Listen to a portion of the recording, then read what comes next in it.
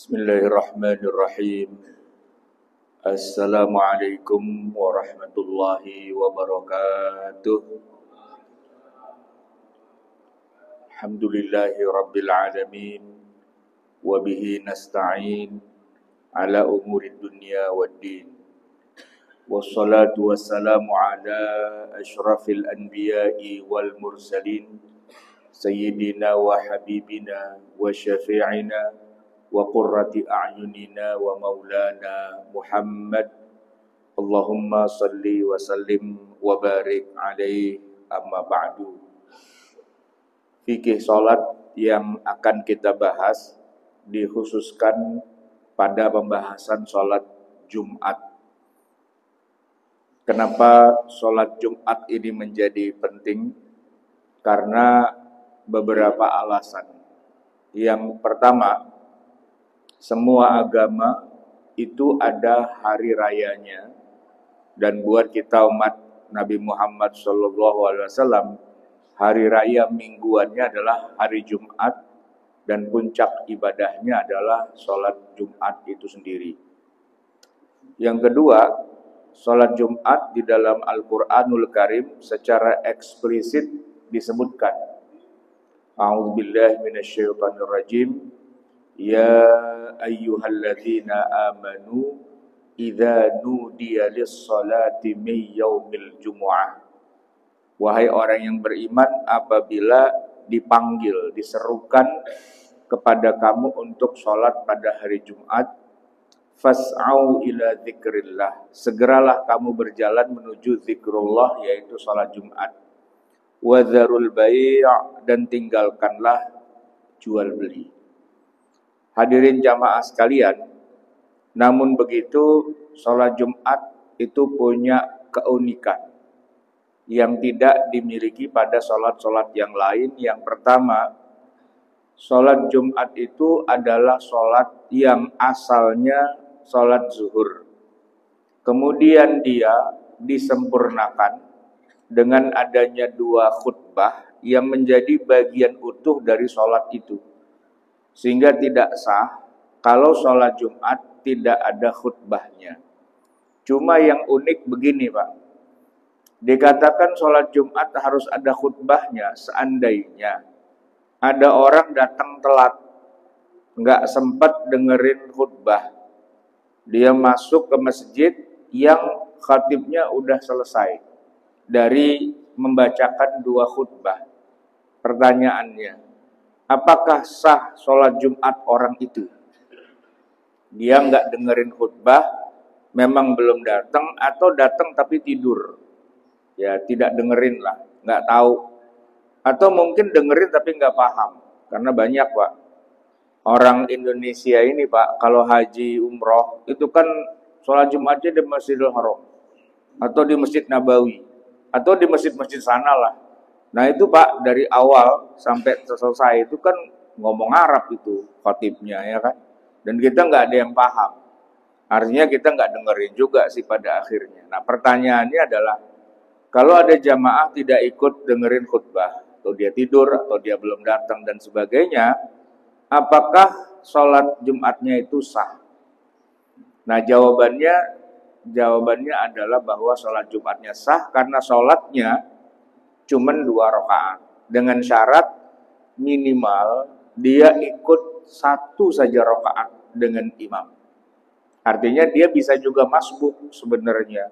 Jadi begitu dia masuk takbiratul ihram, imamnya itu sedang berada pada rakaat yang kedua sebelum ruku. Sebab kalau dia sudah di rakaat yang kedua dan imam sudah ruku, misalnya imam lagi sujud, baik sujud pertama atau kedua, tapi di rakaat kedua, atau imam lagi tasyahud akhir, ya maka dia tidak dapat sholat Jumat, karena dasarnya adalah minimal ikut 1 rakaat bersama imam. Maka kalau dia dapat 1 rakaat sama imam, begitu imam salam, dia menyempurnakan sisanya, yaitu 1 rakaat. Jadi walaupun dia nggak ikut khutbah, walaupun dia nggak ikut sholat dari rakaat pertama, nyambungnya cuma di rakaat yang kedua, tapi rakaat keduanya dapat.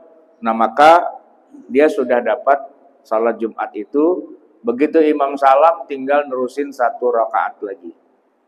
Tapi jamaah sekalian, kalau 1 rakaat saja pun tidak dapat bersama imam. Ya walaupun imam masih sholat, tapi sudah bangun dari ruku, karena batasnya kan ruku. Imam sudah i'tidal, atau sudah sujud, atau sedang tasyahud akhir. Nah, kemudian kalaupun dia gabung dengan sholat itu, gabung itu berarti ikut jadi makmum, maka niatnya kalau sholat Jumat menjadi tidak sah. Kenapa? Karena sholat Jumat itu minimal harus ikut 1 rakaat. Kalau 1 pun rakaat nggak ikut sama imam, kalaupun dia gabung, niatnya harus sholat yang lain, yaitu sholat zuhur. Maka begitu imam salam, si makmum yang telat 2 rakaat ini bangun lagi untuk melaksanakan 4 rakaat zuhur, bukan sholat Jumat. Urusan dosa ntar negosiasi sendiri sama Allah, tapi aturan mainnya kayak gitu. Nah, oleh karena itulah jamaah sekalian, walaupun sholat Jumat itu terdiri dari 2 khutbah dan 2 rakaat, tapi kalau buat makmumnya minimal dia tidak membatalkan jamaah Jumatnya. Ya walaupun dosa gitu Pak, kalau lagi khutbah lalu dia main sendiri, dia ngobrol sendiri, dia bicara sendiri dan sebagainya, itu jatuhnya jadi dosa. Tapi sholat Jumatnya tetap sah. Nah, oleh karena itu yang lebih afdol adalah datang lebih awal, sebelum imamnya datang, sebelum khutbahnya dimulai. Yaitu makin pagi makin besar pahalanya, makin awal makin gede. Ada sebuah riwayat menyebutkan siapa yang datang lebih awal seperti dapat ibadah kurban unta. Yang berikutnya ya seperti ibadah sapi. Berikutnya lagi seperti ibadah kambing.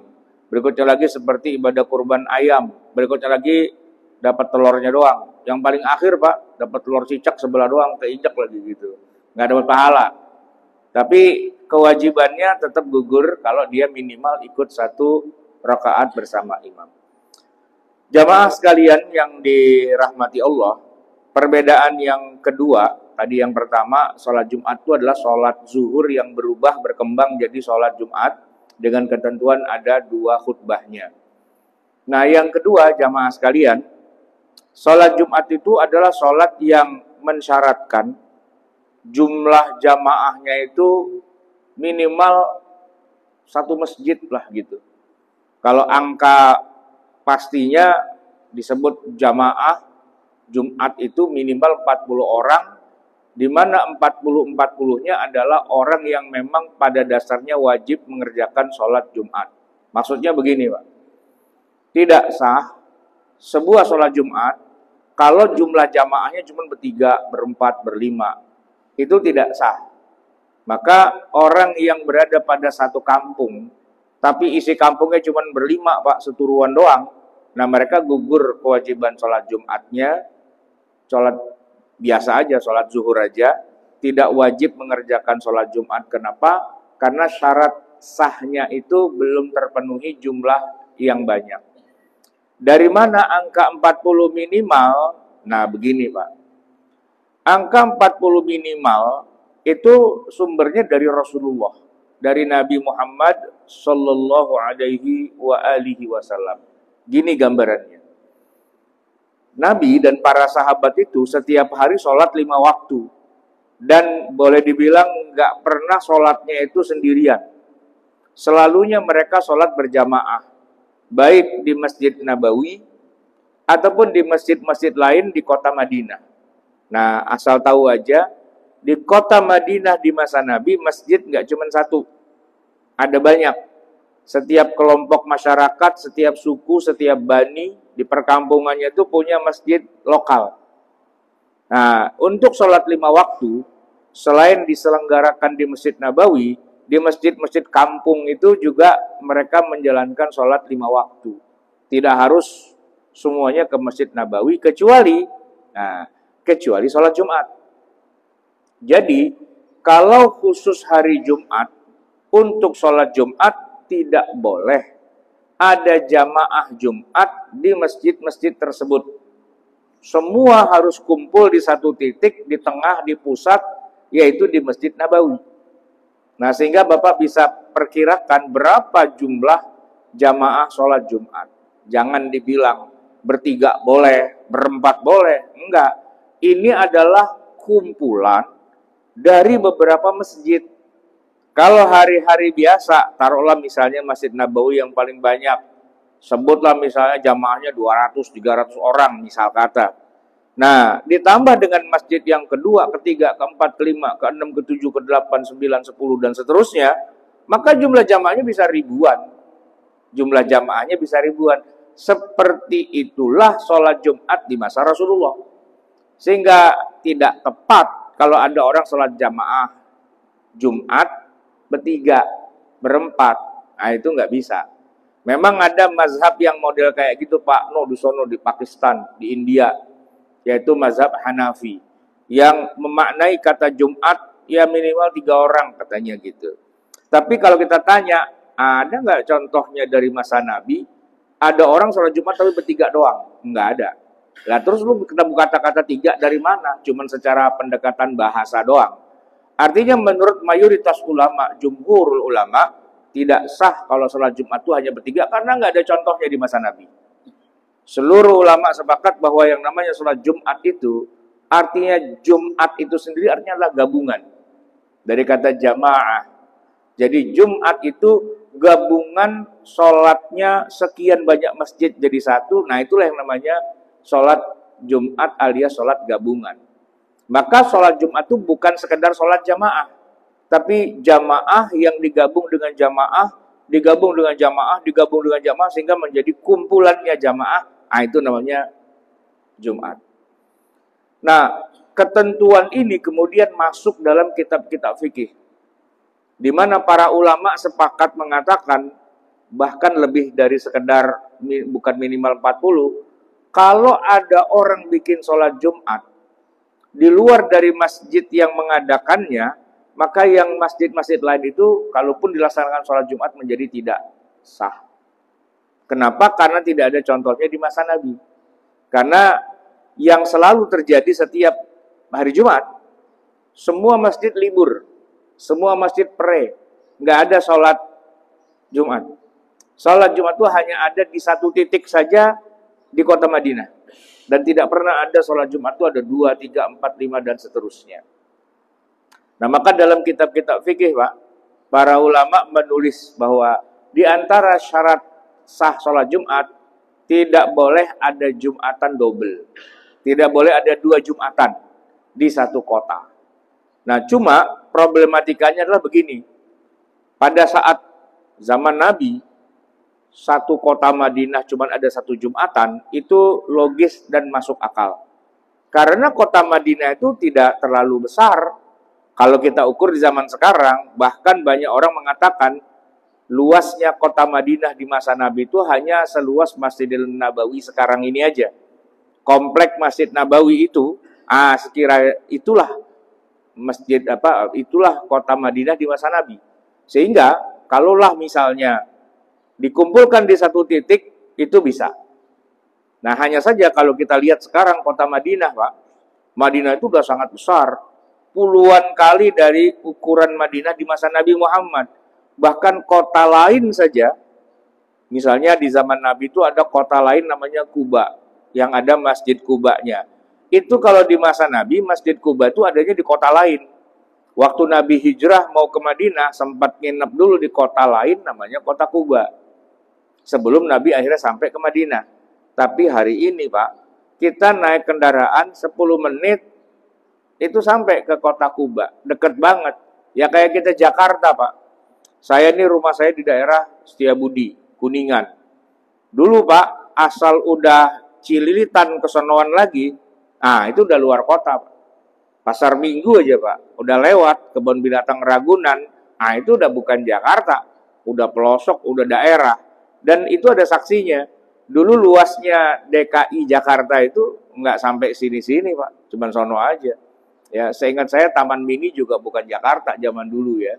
Nah, tapi dengan perkembangan masyarakatnya dan sebagainya, akhirnya DKI Jakarta meluas, meluas, dan meluas. Gitu kan. Nah, begitu juga Madinah. Nah, masalahnya adalah ketika kota Madinah semakin luas, penduduknya semakin banyak, tidak mungkin dilaksanakan sholat Jumat cuma di satu titik, yaitu di Masjid Nabawi. Kagak muat juga. Nah, oleh karena itu para ulama kemudian mengatakan bahwa ketika kotanya sangat besar, ya, dan masjidnya sudah tidak bisa menampung lagi, maka dibolehkan ada 2, 3, 4 dan seterusnya. Jangan sampai ada orang, kenapa lu kagak sholat Jumat? Kagak muat masjidnya. Dan tidak boleh juga sholat Jumat itu diulang-ulang. Dalam arti, ya kalau waktunya beda nggak apa-apa, tapi kalau ada sholat Jumat di satu titik, kemudian karena nggak muat ya, diulangin lagi gelombang kedua, diulangin lagi gelombang ketiga, diulangin lagi gelombang keempat, nah itu belum pernah ada ceritanya di masa Nabi. Ya kalau mau bikin aja di beberapa tempat sekalian dan tidak diulang-ulang. Nah makanya nanti kalau kita ngomong sholat Jumat di luar negeri, di negara-negara yang minoritas Islam, mereka kesulitan mencari masjid, tapi orang Islamnya banyak. Lalu kemudian mereka ambil pemikiran, nggak apa-apa, kita bikin gelombang 2, 3, 4, 5 dan sebagainya. Padahal kalau secara hukum fikih, sebenarnya mereka itu tidak wajib sholat Jumat. Kenapa? Karena begini Pak, kenapa kok sampai bergelombang-gelombang? Ya karena orang Islam satu negara itu dikumpulin Pak. Mereka tinggalnya di kota-kota yang terpisah jauh. Ya misalnya saya kemarin ke Tokyo. Nah itu yang katanya banyak orang Islamnya ternyata ngumpulin dari kota-kota sekitar. Taruhlah misalnya kita Jakarta, ada yang rumahnya di Bogor, ada yang rumahnya di Tangerang, ada yang rumahnya di Sukabumi. Semua dikumpulin di satu titik, ya nggak muat sholat Jumatnya. Tapi basically aslinya mereka bukan orang situ. Nah kalau bukan orang situ pada dasarnya dia nggak wajib untuk sholat Jumat. Makanya jamaah sekalian, dalam fikih sholat Jumat itu tidak diulang-ulang. Beda dengan kalau kita sholat jamaah biasa kayak gini nih Pak nih. Ini barusan kita sholat jamaah nih. Kalau tiba-tiba ada orang datang ke masjid ini dan dia belum sholat zuhur, lalu kemudian ada temannya juga, ada 2 orang, 3 orang, dia sholat di pojokan, di sholat di mana sah, kagak ada masalah. Kenapa? Karena sholat Jumat dengan sholat jamaah biasa itu beda. Sholat Jumat hanya boleh dilakukan sekali saja dan tidak boleh bergelombang-gelombang. Dan semuanya harus ikut. Kecuali dia ikut jamaah di masjid yang lain, ya itu lain cerita. Tapi tidak diperkenankan ada sholat Jumat udah selesai, kemudian berapa orang bikin lagi Jumatan baru lagi. Nah itu tidak dibenarkan. Jadi jamaah sekalian, bicara tentang sholat Jumat itu adalah sholat yang hanya boleh dilakukan satu gelombang saja, yang mana sholat Jumat itu hanya satu-satunya saja. Karena memang tujuannya mengumpulkan orang di satu area, yang tinggal di satu area tapi, ya kan? Sedangkan orang yang tinggal di area yang berbeda, yang berjauhan, beda desa, beda kampung, beda kecamatan, beda kabupaten, ya kalau mau dikumpul-kumpulin ya banyak juga. Tapi mereka tidak wajib sholat Jumat di situ. Kenapa? Ya karena sholat Jumat bicara tentang negerinya sudah Islam, umat Islamnya banyak. Baru kita ngomongin sholat Jumat. Jamaah yang dirahmati Allah, terkait masalah tempat sholat Jumat, sebenarnya tidak harus sholat Jumat itu dilakukan di dalam masjid. Tidak. Ya afdolnya memang di masjid. Tapi katakanlah misalnya di satu daerah, di situ tidak ada masjidnya, tapi orang Islamnya banyak dan mereka tinggal di situ semua, maka mereka wajib untuk sholat Jumat walaupun tidak punya masjid.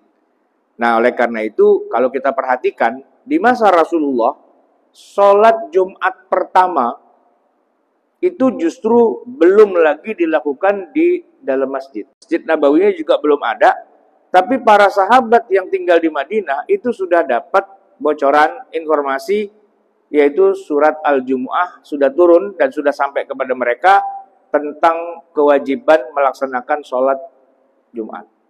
Maka sholat Jumat pertama dilakukan justru tanpa kehadiran Nabi, bahkan juga bukan di Masjid Nabawi, tapi itulah sholat Jumat yang pertama di Madinah.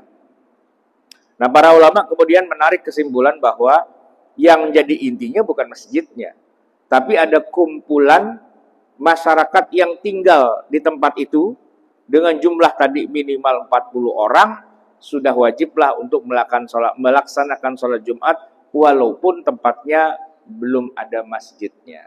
Tapi disyaratkan bahwa yang menjalankan sholat Jumat itu haruslah masyarakat lokal yang memang rumahnya di situ. Adapun para musafir, para pelancong, orang-orang yang rumahnya di negara yang lain dan sebagainya, sejak awal mereka tidak diwajibkan sholat Jumat. Cukup mereka sholat zuhur saja.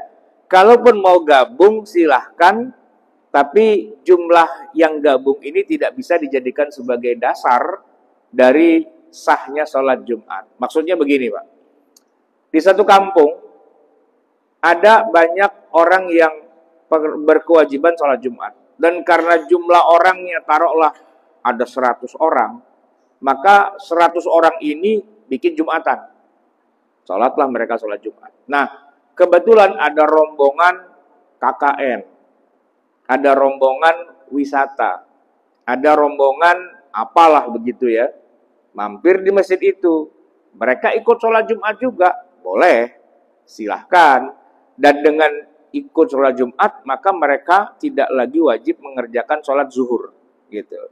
Tapi jamaah sekalian, seandainya rombongan KKN ini, seturuan mereka bikin Jumatan, maka itu tidak sah. Rombongan wisata ada 5 bis, Pak. Satu bisnya itu 40 orang. 40 kali 5 kan 200. Bisa nggak mereka berhenti di rest area, lalu bikin sholat Jumat seturuan mereka? Nah, itu nggak bisa. Kenapa? Karena mereka bukan orang yang menetap di daerah itu. Ya. Nah, maka kalaupun mau nebeng sholat Jumat, harus ada di kampung itu memang orang-orang lokal situ yang lagi sholat Jumat. Yang sah minimal 40 orang. Nah, baru yang rombongan KKN atau yang lainnya itu ikut nimbrung. Tapi kalau dasarnya tidak ada sholat Jumat di situ, nah, nimbrung itu nggak bisa, Pak. Ya, namanya nimbrung. Bukan mendirikan sholat Jumat dari awal. Karena orang yang bukan tinggal di situ, itu tidak sah untuk melakukan sholat Jumat. Setidak-tidaknya, ya orang itu bukan musafir. Ya. Dikatakan tinggal di situ gini Pak, ini saya kasih contoh ya. Bapak yang ngantor di sini, saya tanya Pak, rumahnya di sini apa enggak? Enggak kan? Saya tanya, Bapak wajib enggak sholat Jumat? Rumah nggak di sini. Saya tanya, wajib nggak sholat Jumat? Wajib kan? Wajib. Iya. Nah, berarti Bapak sholat di sini. Ya kan? Nah, sedangkan orang yang rumahnya di Jawa, ya kan, dia ke Jakarta, naik lewat jalan tol, lewat selatan, lewat puncak. Nah, pas menjelang zuhur, menjelang Jumat, dia lihat, wah ada masjid nih. Dia berhenti. Ya kan, lalu dia ikut sholat Jumat. Boleh nggak dia ikut sholat Jumat? Boleh. Wajib nggak? Nggak. Nah, bisa dibedain kan Pak? Orang yang rumahnya jauh di luar kota, kalau dia mau ikut sholat Jumat boleh. Dan ketika dia sholat Jumatnya udah terlaksana, kewajibannya udah gugur. Gitu kan? Nah, tapi Pak, seandainya masjidnya nggak ada orang, kosong, tanggal merah. Di sini kalau tanggal merah ada Jumatan juga nggak? Ada. Tanggal merah, Hari Raya Idul Fitri, ada juga ya. Nah, kan ada orang. Nah, seandainya ada yang nimbrung, dia musafir dan sebagainya, monggo silahkan. Tapi kadang-kadang ada masjid yang kalau tanggal merah, jangankan jamaahnya Pak, pengurusnya aja pulang kampung, satpamnya, marbotnya semua kagak ada juga, gitu. Nah, tiba-tiba ada rombongan nih, ya kan, dari luar kota, berhenti di masjid itu bikin sholat Jumat. Nah, itu kagak bisa. Kenapa? Ya, karena dia orang yang nebeng doang. Seandainya ada Jumatannya, nebeng boleh. Tapi kalau nggak ada, nggak bisa seturuan musafir itu bikin sholat Jumat. Nah, tapi kalau kayak kita nih Pak, yang mungkin yang orang sini beneran, yang rumahnya di sekitar sini, paling cuma berapa biji doang. Ya kan? Kebanyakan kita kan rumahnya agak jauhan. Ya kan? Kalau saya nih Pak, misalnya sholat Jumat di sini, rumah saya di Kuningan. Jaraknya kemari paling nggak ada mungkin 10-15 kilo ya kan. Tapi saya termasuk orang yang mukim. Walaupun mukimnya kagak nempel di masjid, tapi status saya adalah orang yang mukim. Saya bukan musafir. Saya wajib sholat Jumat dimanapun saya berada, begitu kan? Nah, sahkah kalau yang bukan mukim di sini, tapi dia statusnya juga bukan musafir sholat Jumat? Sah-sah saja, tidak jadi masalah. Maka dikatakan mukimin itu bukan berarti rumahnya nempel di masjid itu, ya. Kalau di masa lalu karena kampungnya kecil-kecil, kita kalau udah nyebrang kali itu udah kampung lain. Zaman dulu. Ya zaman sekarang Jakarta selebar ini. Kita di Jakarta nih Pak, mau di sebelah mana aja pojokan, tetap aja kita bilang Jakarta. Padahal Pak, rumahnya Cibinong. Di kampungnya sono ditanya, kerja di mana? Jakarta. Padahal Cibinong. Cibinong bukan Jakarta Pak. Iya kan? Tapi ya udah dibilang gitu. Bahkan bandara internasional kita, Cengkareng itu bukan Jakarta itu Pak. Udah luar Jakarta itu. Cuman nih orang bilang-bilang, ya mau kemana? Mau ke Jakarta. Padahal mau ke Jakarta Pak dia, ke Tangerang, ke Banten, ya kan? Nah begitu. Jadi karena dia perluasan, maka masuklah dia dalam konteks orang yang mukim di sekitar situ. Jamaah sekalian yang dirahmati Allah, sholat Jumat itu juga beda dengan sholat jamaah biasa dari segi ada khutbahnya. Dan khutbah itu, kalau dalam pandangan mazhab Syafi'i, khutbah itu adalah rukun yang tidak boleh ditiadakan dalam sebuah ritual sholat Jumat. Artinya apa? Kalau sholat Jumat sama sekali gak ada khutbahnya, maka tidak sah. Atau sholat Jumat yang dengerin khutbah atau yang hadir dalam khutbah kurang dari 40 orang, itu juga nggak sah. Maka minimal ada 40 orang yang sejak awal sudah hadir dalam khutbah. Sehingga kalau misalnya gini Pak, dung zuhur, ya, udah waktunya nih sholat Jumat. Tapi jamaahnya baru 15 orang, 20 orang, 25 orang, belum bisa dimulai sholat Jumat. Kenapa? Ya karena belum memenuhi kuota. Minimal 40 orang, orang yang wajib sholat Jumat, orang yang asli gitu.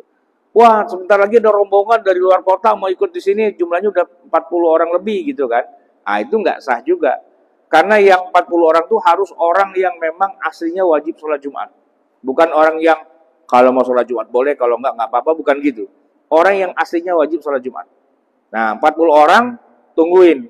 Kalau misalnya kita tungguin sampai setengah satu baru pada kumpul, baru setengah satu kita mulai. Kalaupun nungguin sampai jam 1, tungguin sampai jam 1. Kalaupun sampai setengah 2, tungguin sampai setengah 2. Kalau sampai jam 3 belum datang juga, kita pulang, bubar. Gitu.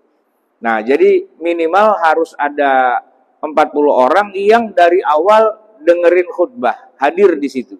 Ya kan? Karena khutbahnya adalah rukun, itu sebagai pengganti dari 4 rakaat zuhur yang hilang 2 rakaatnya, berubah menjadi khutbahnya. Nah, maka khutbahnya itu adalah rukun dalam sholat Jumat yang harus ada. Adapun yang di luar 40 orang, misalnya dia nggak ikut tadi khutbahnya dan sebagainya, buat dia sah, asalkan sholat Jumatnya itu sah juga. Nah, khutbah sendiri jamaah sekalian, memang menjadi syarat sahnya sholat Jumat sekaligus rukun juga. Dan di dalam khutbah itu juga ada rukunnya lagi, yaitu ada 5 rukunnya. Pertama, khatibnya itu harus membagi 2 khutbahnya itu ya. Di dalam salah satunya ataupun dua-duanya itu harus ada 5 khutbah. Ada 5 rukun khutbah. Pertama, wajib hamdalah, alhamdulillah. Yang kedua, wajib bersolawat pada Nabi. Wassalatu wassalamu ala rasulillah. Yang ketiga, harus baca petikan ayat-ayat Al-Quranul Karim. Yang keempat, harus ada tausiah. Dan yang kelima, ada doa.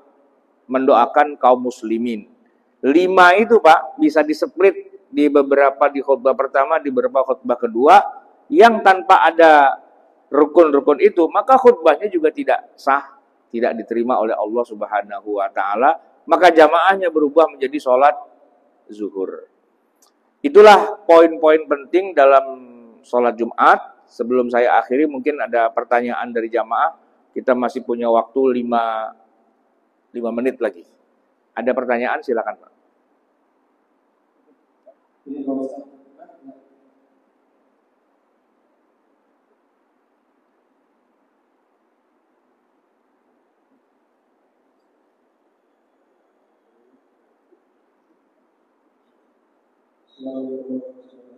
Waalaikumsalam. Hmm.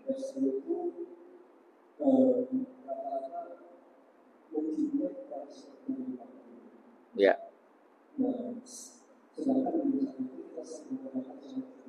Hmm.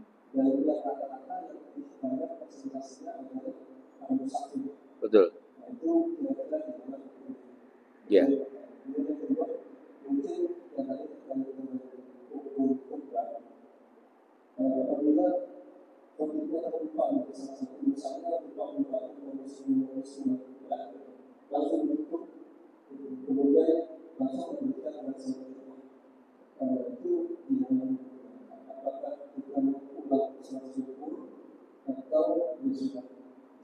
Baik.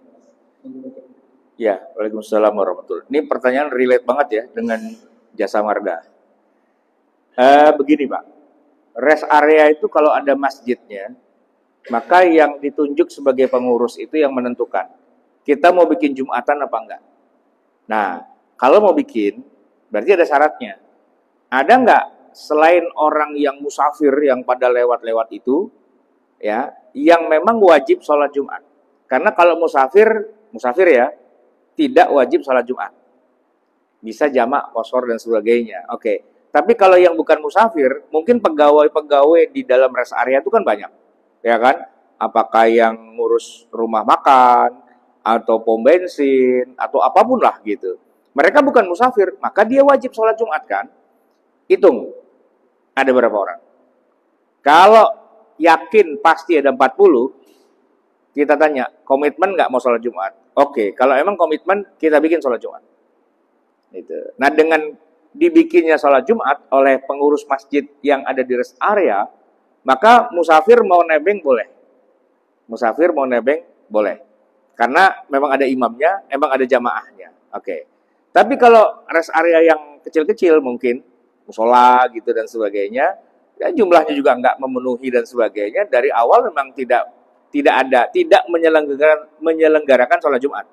Nah kalau tiba-tiba ada rombongan 5 bis berhenti langsung bikin sholat Jumat, nah itu nggak sah. Jadi harus ada pengurusnya, yang mana pengurusnya, imamnya, takmir atau DKM-nya, rapat dulu. Nih kita bisa nggak nih bikin sholat Jumat? Ya kita hitung dulu berapa jumlah orang kita yang memang ada di sini. Ya walaupun rumahnya bukan di jalan tol, mungkin rumahnya ada 5 kilo, 10 kilo dan sebagainya, nggak ada urusan. Yang penting dia wajib sholat Jumat kan. Kalau emang sepakat, kita bikin sholat Jumat. Nah silakan nanti diumumkan ke di rest area ada sholat Jumat. Tapi hanya boleh sekali. Tidak boleh, wah jamaahnya banyak nih. Ntar kita bikin gelombang kedua, ketiga, keempat. Ya enggak. Kenapa? Karena musafir itu emang dari awal nggak wajib sholat Jumat. Kalau emang udah lewat ya dia sholat zuhur aja. Gitu. Nah yang kedua ini pertanyaan emang agak unik juga Pak. Yaitu khatibnya tidak tahu rukun khutbah. Wah, ini musibah nih, Pak. Ya, musibah. Ya, tapi memang kejadian. Ayah saya almarhum dulu jadi pegawai di Kementerian Luar Negeri, Kemlu, Deplu zaman dulu namanya. Beliau yang menginisiasi ada masjid kantor zaman segitu. Dan kemudian yang ngisi khatibnya itu kadang-kadang dari berbagai macam ormas lah gitu, ya kan? Ada juga yang memang tadi yang saya bilang nggak ngerti juga dia urusan, sehingga khutbahnya sih bagus, cuman tadi ada rukunnya yang lewat. Nah karena bapak saya merasa bertanggung jawab dia sebagai ketua masjid dan diingat-ingat lah kagak ada salah satu gitu kan, daripada nih salat satu masjid nggak sah semua. Begitu khotibnya turun, bapak saya nggak naik ke atas mimbar gini sih, di sini aja kayak orang pengumuman. Alhamdulillah wassalatu wassalamu ala Rasulillah. Qul huwallahu ahad usikum bitaqwallah. Allahumma ighfir lil muslimina wal muslimat. Dia duduk, berdiri lagi. Alhamdulillah wassalatu wassalamu ala Rasulillah. Qul ya ayyuhal kafirun usikum bitaqwallah. Allahumma ighfir lil muslimina wal muslimat. Komat. Nah, yang satu yang barusan, Pak. Yang tadi itu cuma ngambil amplop doang tuh ustadznya gitu. Kagak sah dia, kagak ngerti gitu. Tapi ya itu kejadian. Semangat agamanya kita hargai, tapi ilmunya memang perlu dirajut ulang, dijahit ulang biar ya nambah lah gitu. Jangan dijelek-jelekin, jangan di apa bego-begoin, bego banget sih lu gitu, enggak ya. Ya kita kasih kemakluman lah begitu ya. Baik, cukup waktunya. Oh ya. Sejauh sekarang kan di mana-mana sudah diberikan salat Jumat termasuk di pabrik, termasuk di sini di konteks pertambangan. Kalau memang pintunya akses yang tidak diberikan masuk dari warga sini, maka tidak ada mungkin yang masih di sini. Semuanya datang semuanya. Enggak begitu. Saya tanya, Bapak di sini pendatang atau orang mukim di sini? Mukim. Yang lain gimana? Semua yang kerja di sini itu pendatang atau orang mukim? Nah, kalau dibilang pendatang, saya tanya, dia wajib sholat Jumat nggak? Wajib nggak, Pak? Kalau dia musafir, rumahnya Surabaya, rumahnya Bandung, rumahnya Tangerang dan sebagainya, dia tidak wajib. Maka dia musafir. Oke. Sekarang saya nih, Pak. Rumah saya di Setiabudi Kuningan. Ya kan? Saya kalau hari Jumat jam 12 saya ada di sini, saya wajib sholat Jumat nggak? Wajib dong. Ya kan? Saya bukan musafir. Saya orang yang wajib sholat Jumat. Sah nggak saya sholat Jumat di sini? Sah. Gitu. Ya kita semua sah sholat Jumat di sini. Jangan dipahami bahwa dibilang mukim, rumahnya nempel sama masjid. Bukan. Enggak gitu. Sekarang saya tanya, Pak. Masjid Nabawi. Berapa puluh ribu orang sholat di Masjid Nabawi? Emang rumahnya pada nempel di Masjid Nabawi? Ayo. Ayo, Pak. Kalau dibilang nggak sah, nggak boleh, sholat Masjid Nabawi itu nggak ada yang sah, Pak. Karena semuanya orang dari luar negeri semua. Mana orang mukimin situnya kagak ada. Ya kan?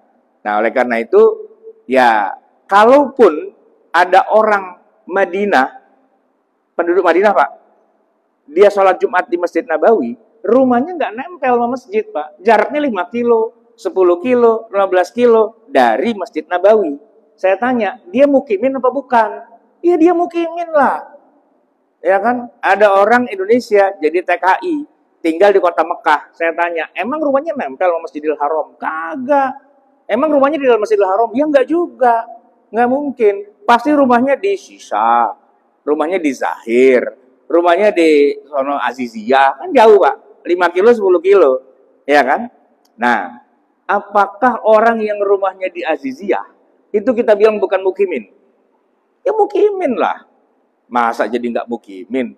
Ya, kalau di zaman Nabi dulu, kalau rumahnya di Aziziyah itu orang luar kota. Tapi sekarang Mekah udah selebar itu, Pak. Rumah di Aziziyah, 5 kilo tuh, Pak. Ah, itu mukimin. Sah, ya kan? Nah, begitu juga.